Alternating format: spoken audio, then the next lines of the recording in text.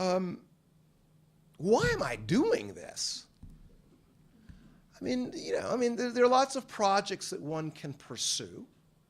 There are lots of projects one can pursue. So the question, and it's a real question, by the way. It's a real question. Because I can imagine someone in the audience taking the position that actually this is not a good project. I can imagine a naysayer saying this is not a good project. And if there are people who have that point of view, I'd very much like to hear from them. But let me tell you why, at least at this point, I think it's a good project. What am I attempting to accomplish? One is general education. Why am I doing this? Partly I'm doing this because I'm having fun reading about all sorts of interesting people, some of whom I've never heard of before. The most pleasure I get out of the project is when I do touch people. I'd heard a bit about Stevens,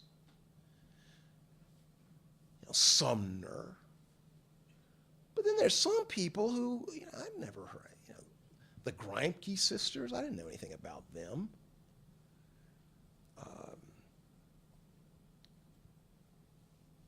So part of this is just sort of, for myself and maybe for readers, acquainting them with interesting people, just plain curiosity.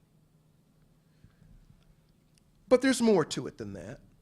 There's more to it than that. There's a political agenda behind and political, ideological agenda behind my labors.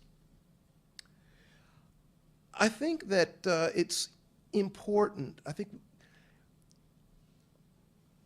to have a truer assessment of individuals in American history.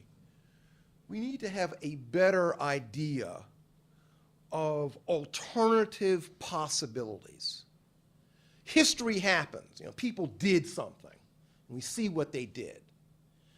But could things have gone another way? Were there other possibilities out there?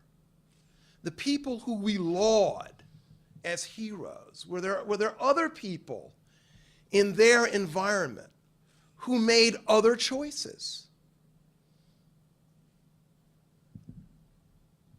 So we take a look at Thomas Jefferson.